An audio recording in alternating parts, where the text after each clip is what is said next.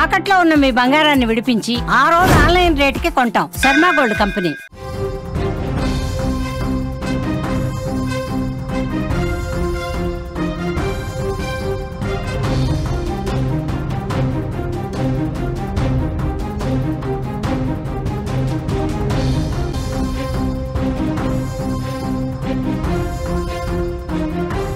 కూకట్పల్లి సహస్ర హత్య కేసులో సంచలన విషయాలు బయటకు వస్తున్నాయి.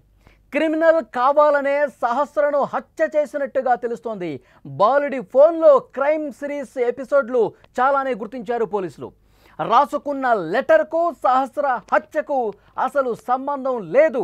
ఈ హత్య చేయాలన్న ఉద్దేశంతో ఆ లెటర్ రాయలేదు అని చెప్పి చాలా స్పష్టంగా అర్థమవుతోంది. నిందితుడిపై ఎస్సీ ఎస్టీ అట్రాసిటీ కేసు కూడా నమోదు చేసే ఆలోచనలో ప్రస్తుతం పోలీసులు ఉన్నట్టుగా తెలుస్తోంది. కూకట్పల్లి బాలిక హత్య కేసు విచారణకు సంబంధించి కొన్ని విషయాలు బయటకు వస్తున్నాయి. బ్యాట్ కోసం హత్య అని పోలీసులు చెప్తున్నారు. ఎంఆర్ఎఫ్ బ్యాట్ దొంగిలించడానికి వచ్చాడు. దొంగతనం చేసే సమయంలో సహస్ర కనిపించింది. సహస్ర మీద దాడి చేసి కత్తితో పొడిచి చంపేశాడు అన్నది ఇప్పటి వరకు బయటకు తెలిసిన సమాచారం, పోలీసులు ఇచ్చినటువంటి ఇన్ఫర్మేషన్.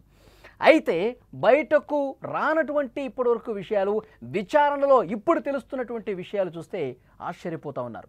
క్రైమ్ వెబ్ సిరీస్లు చూసి వాటికి ప్రభావితమయ్యాడు ఆ బాలుడు. క్రిమినల్ కావాలనే కోరికతోనే సహస్రను చంపినట్టుగా తెలుస్తోంది. క్రిమినల్ అని పిలిపించుకోవాలన్న ఉద్దేశంతోనే అతడు ఈ విధంగా చేసినట్టుగా తెలుస్తోంది. అతడి ఫోన్ మొత్తం కూడా క్రైమ్కు సంబంధించిన ఎపిసోడ్లో ఉన్నాయి. క్రైమ్ చేయాల్సినటువంటి ఏవైతే ఆ ఓటీటీ ప్లాట్ఫామ్లో వెబ్ సిరీస్లు ఉంటాయో, తర్వాత క్రైమ్ను ప్రోత్సహించినటువంటి వీడియోలు ఏవైతే ఉంటాయో ఆ వీడియోలే అతని ఫోన్లో గుర్తించినట్టుగా తెలుస్తోంది. సహస్ర హత్యకు బాలుడు ఏదైతే లెటర్ రాసుకున్నాడో ఆ లెటర్ కూడా ఏమాత్రం ఈ హత్యకు సంబంధం లేదు అన్నట్టుగా తెలుస్తోంది. 2 నెలల క్రితం ఏదో ఒక ఇంట్లో చోరీ చేసి ప్లాన్ అమలు చేయాలని ఆ లెటర్ రాసుకున్నట్టుగా తెలుస్తోంది. అతడిపై ఎస్సీ ఎస్టీ అట్రాసిటీ కేసు నమోదు చేసేందుకు పోలీసులు యోచిస్తున్నట్టుగా తెలుస్తోంది. నిజంగానే పోలీసులు ముందుగా చెప్పింది ఎంఆర్ఎఫ్ బ్యాట్ కోసం వచ్చాడు, బ్యాట్ మీద అతను కన్నుబడింది, ఆ బ్యాట్ దొంగతనం చేయడం కోసం వచ్చాడు అని పోలీసులు చెప్పారు. ఆ దొంగతనం చేసి వస్తున్న సమయంలో సహస్ర మీద ఈ విధంగా కత్తితో పొడిచి చంపాడు. ఎందుకంటే తన తల్లిదండ్రులకి చెప్తానని బెదిరించింది కాబట్టి ఈ విషయం ఎక్కడ బయటకు తెలిసిపోతున్న ఉద్దేశంతో బయటకు రాకుండా ఈ వ్యవహారం ఎక్కడ ఎవరికి తెలియకుండా ఉండాలంటే సహస్రను చంపాలనుకున్నాడు. తనతో తెచ్చుకున్నటువంటి కత్తిని ఉపయోగించి గొంతు మీద కోసి కడుపు మీద ఆ కత్తితో పొడిచి సహస్రను చంపిన పరిస్థితి. కానీ బ్యాట్ కోసం కాదు అన్నది కూడా ఇప్పుడు వెలుగులోకి వస్తున్నటువంటి విషయం. ఎందుకంటే గతంలో అతను రాసినటువంటి లెటర్ కూడా వచ్చింది. ఆ లెటర్ కూడా ఎక్కడ చూసినా సరే ఎంఆర్ఎఫ్ బ్యాట్ ప్రస్తావన లేదు. ముందు నుంచి ఫస్ట్ లైన్ నుంచి లాస్ట్ లెటర్ వరకు చూసుకుంటే ఎక్కడ కూడా ఎంఆర్ఎఫ్ బ్యాట్ లేదు. ఫస్ట్ గో హోమ్ అన్నాడు, టేక్ గ్యాస్ అండ్ టేబుల్ అన్నాడు, నెక్స్ట్ కీప్ ద డోర్ అన్నాడు, తర్వాత ఫైర్ అన్నాడు, కీప్ లాక్ ద గ్యాస్ అన్నాడు, కట్ విత్ నైఫ్ అన్నాడు. తన వెంట తెచ్చుకున్న నైఫ్ ఉంది కదా దానికి సంబంధించి కూడా ఇక్కడ రాసుకున్నాడు. After cutting the lock take money, next keep gas on it the stage, leak the gas, ఇవన్నీ రాశాడు. తర్వాత home and lock it, mission done, ఇవన్నీ రాసుకున్నాడు. నిజంగా ఎంఆర్ఎఫ్ బ్యాట్ కోసమే పోలీసులు చెప్తున్నారు కదా, ఎంఆర్ఎఫ్ బ్యాట్ కోసమే వచ్చాడు, బ్యాట్ దొంగతనం చేయడం కోసమే వచ్చాడు అనుకుంటే ఈ లెటర్ రాసింది, ఈ స్టెప్ బై స్టెప్ ఏదైతే రాసుకున్నాడో అది కేవలం ఈ దొంగతనం కోసమే అనుకుంటే ఎంఆర్ఎఫ్ బ్యాట్ ప్రస్తావన ఉండేది. కానీ ఈ దొంగతనానికి ఇప్పుడు ఈ సహస్రను చంపిన కేసుకు మీరు స్క్రీన్ మీద చూస్తున్నటువంటి ఈ లెటర్కు ఏమాత్రం సంబంధం లేదు. ఇది ఎప్పుడో 2 నెలల క్రితమే రాసుకున్నాడు. అప్పుడు ఒకసారి దొంగతనానికి ప్రయత్నం చేసినప్పుడు అది రాసుకున్నటువంటి కాగితం, ఆ స్టెప్ బై స్టెప్ రాసుకున్నటువంటి విషయానికి సంబంధించి ఆ 2 నెలల క్రితం తను వేసుకున్నటువంటి ప్లాన్కి సంబంధించి పేపర్ ఇది. సహస్ర మర్డర్ కేసుకి ఈ పేపర్కి ఇప్పుడు రాసుకున్నటువంటి ఈ స్క్రిప్ట్కి ఏమాత్రం సంబంధం లేదు అన్నది కూడా అర్థమవుతుంది. ఇప్పుడు పోలీసుల విచారణలో తేలుతుంది ఏంటంటే అతడి ఫోన్ చెక్ చేశారు. అతడి దగ్గర ఫోన్ ఉంది. వాళ్ళ తల్లి కూడా మందలించింది, ఎప్పుడు ఫోన్ చూస్తుంటావు, పిచ్చి పిచ్చి వీడియోలన్నీ చూస్తుంటావు, క్రైమ్ వీడియోలన్నీ చేస్తుంటావు అని చెప్పి ఫోన్ కూడా ఒక సందర్భంలో లాక్కుందంట. ఆ ఫోన్ పరిశీలిస్తే అందులో మొత్తం కూడా అతను చూసినటువంటి ఆ క్రైమ్ హిస్టరీ మొత్తం ఒకసారి చూస్తే యూట్యూబ్ చూసినటువంటి వీడియోలు కావచ్చు, మిగతా ఓటీటీ ప్లాట్ఫామ్స్లో చూసిన వీడియోలు కావచ్చు, అన్నీ క్రైమ్ ఏ విధంగా చేయాలి, ఏ విధంగా మర్డర్లు చేయాలి, ఏ విధంగా చేసి తప్పించుకోవాలి, అలాంటి దారుణమైనటువంటి వీడియోలు ఉన్నాయి. దొంగతనం ఎట్లా చేయాలి, హత్య ఎట్లా చేయాలి, చేసిన తర్వాత ఏ విధంగా తెలివిగా తప్పించుకోవాలి, వాటిని తెలియజేసే విధంగా ఆ వీడియోలు చూసి పోలీసులే షాక్ అయిపోతున్న పరిస్థితుంది. కేవలం నేను ఒక క్రిమినల్ని, నేను ఏదైనా చేయగలను, ఏది చేసినా నేను తప్పించుకోగలను, ఇలాంటి మైండ్ సెట్ ఆ బాలుడిలో ఉన్నట్టుగా తెలుస్తోంది.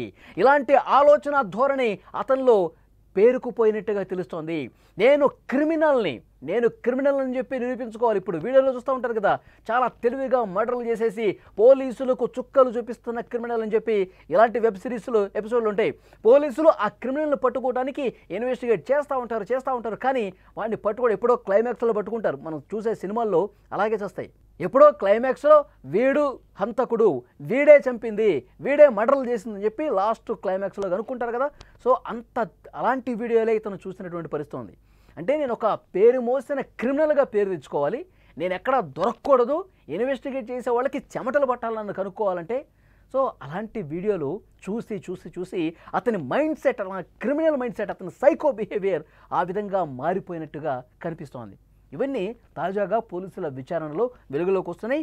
బ్యాట్ కోసం మాత్రం కాదు, నిజంగా బ్యాట్ కోసం అయితే ఆ లెటర్లో రాసి ఉంటుంది, MRF బ్యాట్ అని రాసి ఉంటుంది. కానీ ఈ పేపర్ ఎప్పుడుదో అతని ఇంట్లోనే దొరికింది. సో ఇప్పుడు ఈ కేసుకు సంబంధించిన రాసుకున్నాడా అనుకున్నారు, కాదు. సో డెఫినెట్గా నేను ఒక క్రిమినల్ లాగా ప్రొజెక్ట్ కావాలి, నేను ఒక పేరు మోసిన క్రిమినల్ లాగా తయారు కావాలని చెప్పి చాలా స్పష్టంగా ఇక్కడ అర్థమవుతుంది. నిజంగా బాలల్లో నేరాలకు పాల్పడే ధోరణి విపరీతంగా పెరిగిపోతోంది అనడానికి ఈ ఘటన ఒక నిదర్శనంగా నిలుస్తోంది. ఫోన్లో అశ్లీల దృశ్యాలు చూస్తున్నారు, మత్తు పదార్థాలు, క్రైమ్ వెబ్ సిరీస్లు ఇవన్నీ చూసి చెడిపోతూ ఉన్నారు, వికృత చేష్టలకు పాల్పడుతూ ఉన్నారు పిల్లలు. తల్లిదండ్రుల పర్యవేక్షణ ఉంటుందా, దీనికి ఇది కూడా ఒక కారణం. అసలు పిల్లలు ఏం చేస్తూ ఉన్నారు, స్కూల్కి పోతున్నారా లేదా, స్కూల్లో ఏం చేస్తూ ఉన్నారు, ఇంటికి వచ్చిన తర్వాత ఏం చేస్తూ ఉన్నారు, వాళ్ళు ఎలాంటి వీడియోలు చూస్తూ ఉన్నారు, ఫోన్ పట్టుకుని ఏం చేస్తూ ఉన్నారు, ఇవన్నీ కూడా తల్లిదండ్రుల బాధ్యత ఉంది. తల్లిదండ్రులు ఒక పర్యవేక్షణ చేయాల్సినటువంటి అవసరం ఉంది, వాళ్ళని ఒక కంట కనిపెట్టుకోవాల్సినటువంటి అవసరం ఉంది. ఇవన్నీ తల్లిదండ్రులు పూర్తిగా విస్మరిస్తూ ఉన్నారు. చాలామంది తల్లిదండ్రులు కూడా, ఇద్దరు కూడా జాబ్ హోల్డర్స్ అయ్యి ఉండి పొద్దు నుంచి సాయంత్రం వరకు వాళ్ళ జాబులో వాళ్ళు నిమగ్నం అయిపోతారు, రాత్రి ఇంటికి వస్తారు. ఆ సమయానికి వీడు అసలు ఇంట్లో ఉండి ఏం చేస్తున్నాడు కూడా చాలామంది పట్టించుకోవట్లా. వీడు స్కూల్లో చదువుకోవడానికి పోతా ఉన్నాడా, స్కూల్ నుంచి బయటకు వచ్చిన తర్వాత ఎటు వెళ్తా ఉన్నాడు, ఇవి కనీసం చాలామంది తల్లిదండ్రులు పట్టించుకోవట్లేదు. పిల్లల మీద ఒక గంట కనిపెట్టడం కూడా తల్లిదండ్రుల బాధ్యత. దాన్ని విస్మరించడం వల్లే పిల్లలు పెడదారిన పడతా ఉన్నారు. ఇలాంటి క్రైములు చేయడానికి కూడా వెనకాటం లేదు. తల్లిదండ్రులు ఈ పిల్లలు ఏదైనా తప్పు చేస్తే ఇంకా వత్తాసు పలికే తల్లిదండ్రులే ఉన్నారు మన సమాజంలో. వాళ్ళు వెనకేసుకొచ్చే పిల్లలే ఉన్నారు. వాడు ఏమంత పెద్ద తప్పు చేశాడని చెప్పి వెనకేసుకొచ్చే తల్లిదండ్రులు ఇంకా ఉన్నారు. వాళ్ళని మందలించడానికి కూడా చాలామంది తల్లిదండ్రులు ఇష్టపడటంలా. వాళ్ళు చిన్న తప్పే అని చెప్పి వాళ్ళు ఆ విధంగా వెనకేసుకు రావటం వల్ల, వాళ్ళని విధంగా ప్రోత్సహించడం వల్ల ఆ చిన్న తప్పు ఈరోజు పెద్ద తప్పు అయి కూర్చుంది. వాళ్ళు జైళ్లలో మగ్గాల్సిన పరిస్థితి తీసుకొస్తూ ఉంది. పిల్లల్ని మీరు వెనకేసుకు రావటం వల్ల, వాళ్ళ తప్పులు వాళ్ళు తెలియకపోవటం వల్ల, మీరు నచ్చజెప్పకపోవటం వల్ల, ఇది కరెక్ట్ కాదు, ఇది పద్ధతి కాదని చెప్పకపోవటం వల్ల చాలామంది పిల్లలు ఈ విధంగా జైళ్ల పాలవుతున్నారు, పెద్ద తప్పులు చేసే స్థాయికి ఎదుగుతున్నారు, క్రిమినల్గా తయారైపోతున్న పరిస్థితి ఉంది. కాబట్టి తల్లిదండ్రులు, స్కూల్లో ఉన్నటువంటి టీచర్సు, వీళ్ళందరి బాధ్యత ఉంది. వాళ్ళని కనిపెట్టాల్సిన బాధ్యత ఉంది, వాళ్ళని సరైన దారిలో నడిపించాల్సిన బాధ్యత కూడా ఉంది. సో డెఫినెట్గా ఇప్పుడు పిల్లల్లో నేర ప్రవృత్తి పెరగటం, ఇంత పెద్ద దారుణాలు చేసే స్థాయికి పోవటం అనేది డెఫినెట్గా అందరూ ఆలోచించాల్సినటువంటి విషయం. ఈ వీడియో చూస్తున్న ప్రతి ఒక్కరూ స్పందించండి. తల్లిదండ్రులుగా ఎవరైతే ఉన్నారో వాళ్ళందరూ కూడా ఈ వీడియో చూస్తున్నట్టయితే ఈ బాలుడిని ఇంత నేర ప్రవృత్తి కలిగి ఉంటాన్ని తల్లిదండ్రులది బాధ్యత ఉంది అని మీరు భావిస్తున్నారా లేదా?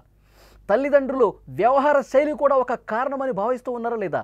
ఇక్కడ ఈ బాలుడి కేసులో తండ్రి మద్యానికి బానిసైపోయాడు, పట్టించుకోడు, తల్లేమో జాబ్ కోసం వెళ్తూ ఉంటుంది, సాయంత్రం వస్తూ ఉంటుంది. మరి వీడిని సరైన దారిలో పెట్టకపోవటం ఒక బాధ్యత లేని తనం కాదా? ఆ తల్లిదండ్రుల బాధ్యత ఉంది కదా. ప్రతి ఒక్కరూ కూడా ఈ వీడియో చూసినట్లు స్పందించండి. తల్లిదండ్రులది బాధ్యత ఉందా లేదా అన్న విషయానికి సంబంధించి మీరేం చెప్తారో కామెంట్ రూపంలో తెలియజేయండి.